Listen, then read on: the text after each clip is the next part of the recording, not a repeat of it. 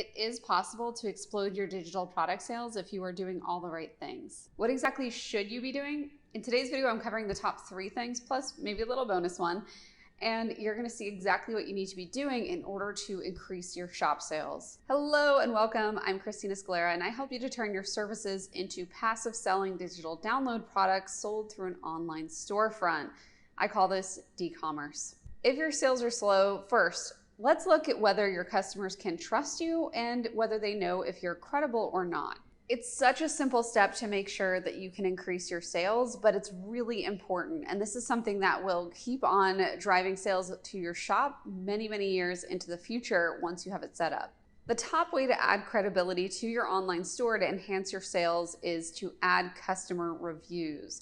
If you can make your products reviewable and have actual customers who are giving you a 1 to 5 star rating and maybe even leaving some context around their rating, that can really help to increase credibility, not just with your current customers, but for many years into the future with anybody who sees that review then. If you don't have anything set up or you don't have any customer reviews, then the next best thing that you can do is make sure that your customer service is top notch.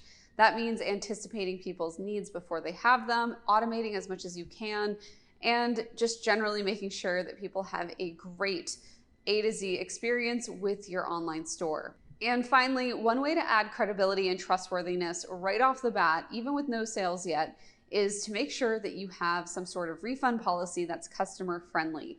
This was something I covered on Instagram. It's a topic I'm pretty passionate about because I think that honestly, most people have refund policies that really suck.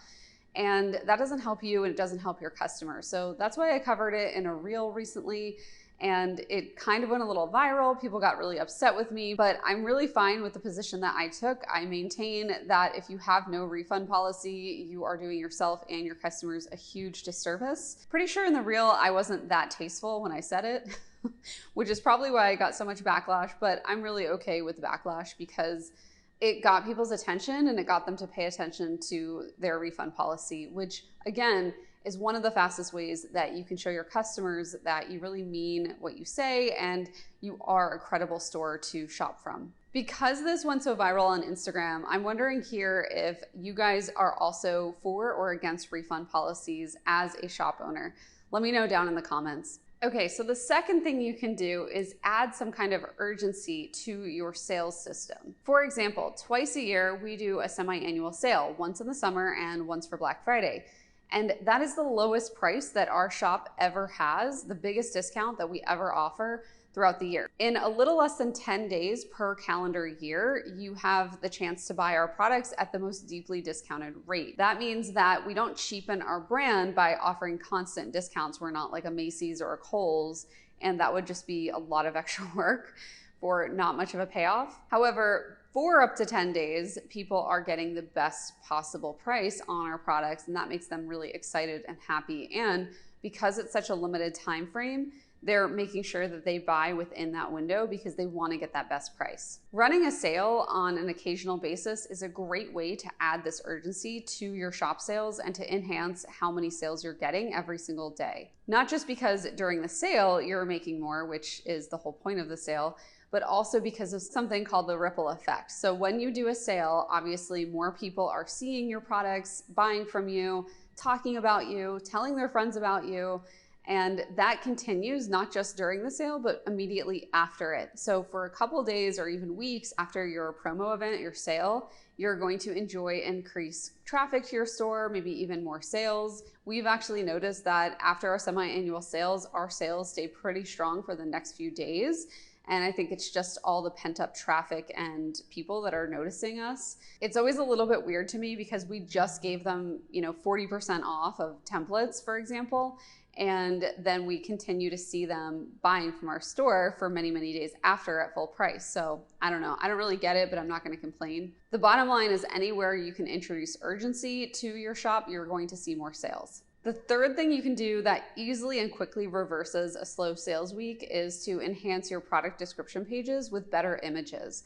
And I know this sounds kind of crazy because you're selling digital products. If you're following me here, you are following me, right? You're subscribed. Anyway, if you are selling digital products here, it's really important for you to make sure that you have these great images or mock-ups of your digital products. It's important for people to be able to see what your products look like in their daily life or how they would use it. For example, when we sell our digital products, we take stock images that we get from stock image sites, and where there's a blank piece of paper, we'll fill it in with what looks like a printout of our templates. That really helps people to see your product being used in their life, and that helps them to decide that this is actually a really good purchase for them, and then they're more likely to buy. If you have really poorly designed graphics, like a poorly designed thumbnail, or you don't have any mock-ups, or you've just neglected this completely because you're like, well, it's a digital product, you're ignoring the fact that most people are used to an online shopping experience right now, and yours is lacking. You're not giving them what they're looking for, which is some mock-ups, some images of the products, some sample screenshots of the product maybe, and a clean, good-looking thumbnail that clearly presents what the product is so they can easily see that when they're searching around your shop. Okay, I can't count, so I actually have 2 bonus strategies here for you to increase your sales, but I hope you don't complain that we have an extra one.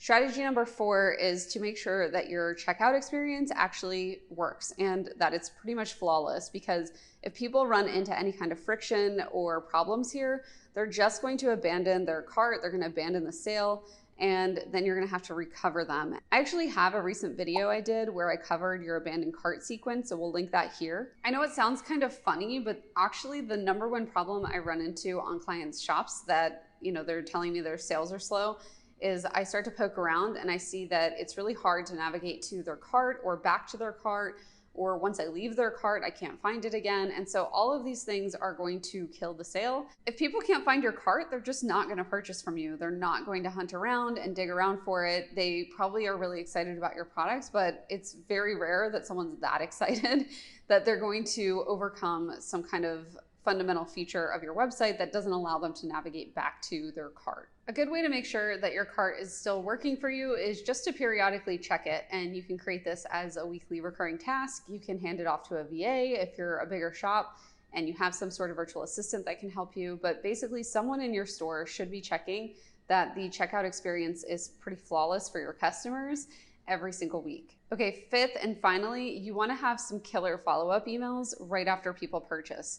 I just did a video about this, about how it really helps your customers to appreciate who you are and why they can trust you. And also it talks to them at the most vulnerable moment of their purchasing journey with you, which is right as they decide to buy.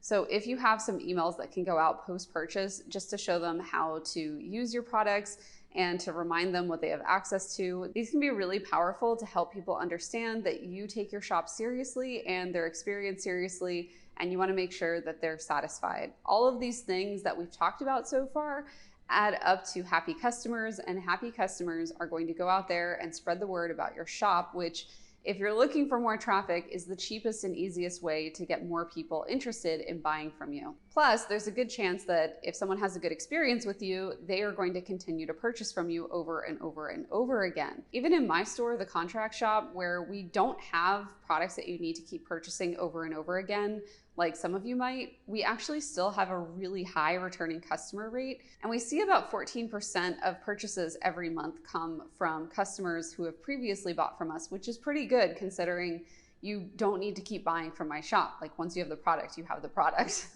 It keeps getting cloudier and cloudier here, so I think it's time to wrap this video up. But if you're ready to take this a step further and continue to grow your digital product shop, make sure you click the video that just popped up on your screen, because I will go into detail there about how to continue to drive traffic to your online store. Plus, I'm going to talk about the semi-annual sales that I briefly mentioned in this video today. So go ahead, click that video, and I'll see you over there. Bye, everyone.